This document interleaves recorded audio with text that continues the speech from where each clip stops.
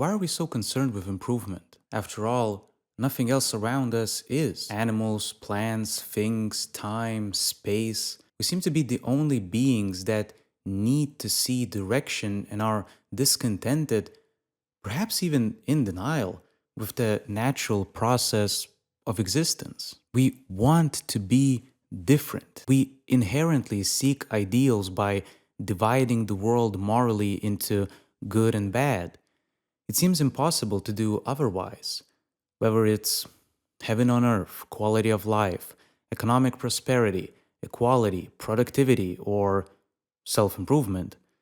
All are values that define the highest goal, and thus, good is nearing it and bad is straying from it. We call the rebellion against values nihilism. Yet, in some worldviews, the escape from valuation is akin to enlightenment, but that still makes it a value, along with making you very unpopular, of course. There is no escaping values. To be alive is to aim.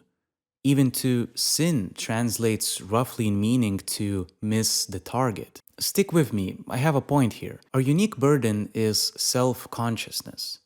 To be self conscious means to know your weaknesses.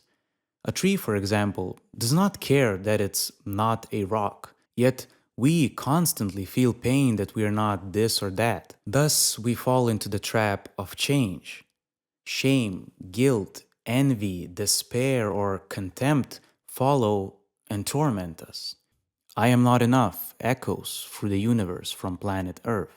I think that self improvement movement plays into this fundamental human problem and yet only provides a cheap and empty solution in the end.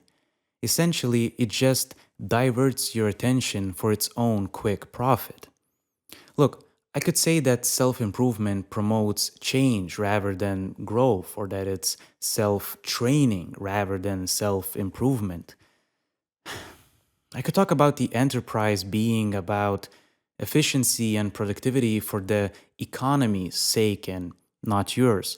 However, I feel all of these observations have been said, and they are surface level critiques anyway. With this video, I want to point out a fundamental psychological flaw with self improvement, and that is our psyche is not just our brain or even our body. In other words, it is not a closed system and does not exist in vacuum. Look, I think it's pretty obvious, but I think about the psyche not as an organ, but as a reciprocal relationship between you and the world. If I think about it, how can I even distinguish the line between me and the world? For example, the people in your life are just as much a part of your psyche. We even say they are driving me crazy. From birth, one is dependent and shaped by other people. It's why loneliness drives you crazy, literally.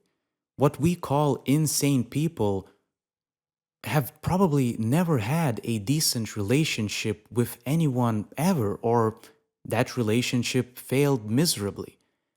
That's why conversations help. They help us put our psyche together. Even your material surroundings are part of your psyche. It's partly why cleaning your car feels so good. Otherwise, you wouldn't care about it being clean, right? It's a part of you. The way we live reflects our inner world, and in turn, that affects our outer world ad infinitum. It's a circle, right? Self improvement does not deal with any of this.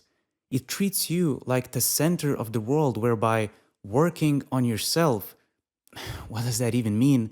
You will change your life. In some ways, yes, but if this actually worked, we would have solved drug addiction. In reality, what happens is a person gets sober in rehab through working on habits, thoughts, and whatnot, but relapses almost immediately or inevitably when they return to their original environment. Why? Because we do not exist in a vacuum. So, how is self improvement any different in the end?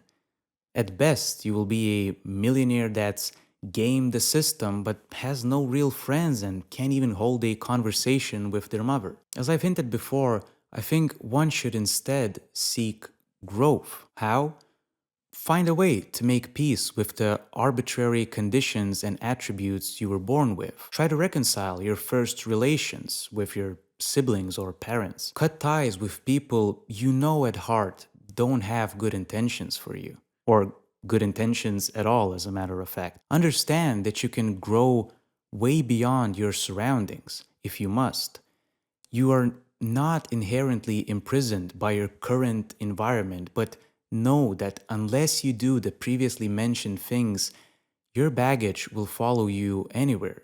Eventually, you will find a way to recreate your misery even on the other side of the world. Well, there we go. I have become a guru myself. To end off, though, I want to follow my own words and reconcile my own relationship with self improvements, so here's me giving the devil its due. In all fairness, the underlying idea behind self improvement that you can improve in the first place, that you have intrinsic potential and therefore value, is undoubtedly a positive one. Although an idea as old as time, that it's reformulated and updated into modern and accessible language to everyone is also a benefit to everyone. With this, the popularization of psychology, and especially the part about working from the bottom up, addressing the micro routines, behaviors, and habits to bring about bigger growth, is also not wrong. So, here, you don't have to throw your books at me. See you next time.